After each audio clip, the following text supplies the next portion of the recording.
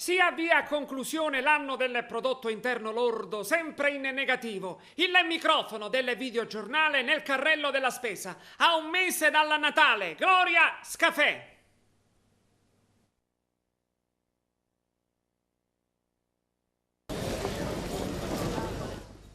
Oggi è 25 novembre, un giorno per molti aspetti comune, ma il 25 del prossimo mese è il 25 per eccellenza, il giorno di Natale. Il periodo delle feste natalizie da sempre è stato il simbolo dell'unione familiare, dello stare insieme, del tempo da trascorrere serenamente, buttandosi alle spalle i problemi e le tensioni. Questa tradizione per contenuto rimarrà sempre la stessa, ma ricordiamoci, facendo un passo indietro di qualche anno, cioè quando ancora la congiuntura negativa non opprimeva le tasche degli italiani, come ci si preparava ad accogliere la festa. Molte famiglie si riversavano nei negozi alla ricerca di regali per i propri familiari e per acquistare gli addobbi che adornassero abbondantemente la casa per uno sfarzoso salotto natalizio. Le file chilometriche alle casse dei supermercati, dove i carrelli stracolmi avrebbero dato vita a pranzi eccellenti. E oggi, a un mese esatto dall'attesa festività, che prospettive ci sono? Povero assai, no? Io, bene o male, lavoro, sono impiegato, ma per gli altri, i figli, cosa ci diamo a mangiare? La decisione che prendiamo, quella che ci danno per adesso, se ne va tutta, è già impegnata per pagare le tasse, paghiamo sempre le tasse.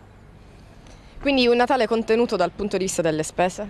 Ma le spese sono troppe, perché c'è l'aumento dell'acqua, adesso che l'aumento della benzina, l'aumento del gas, l'aumento di tutto, lavoro che non ce n'è. Come dobbiamo passare il Natale? Meglio per tanti anni prima. Come sarà, come la solita, che non c'è soldi.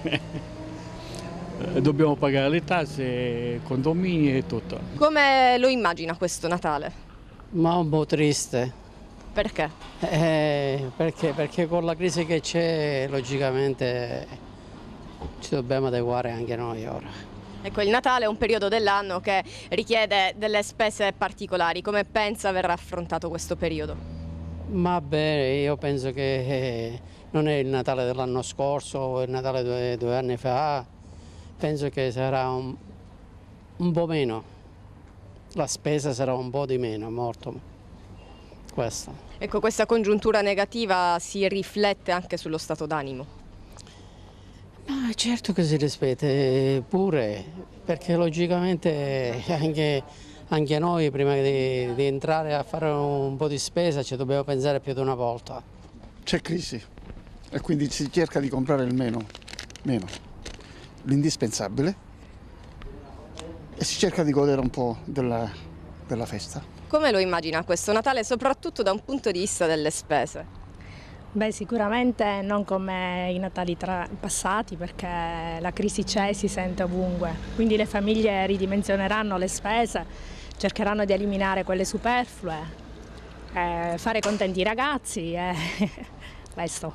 Dal punto di vista delle tradizioni si manterranno sempre,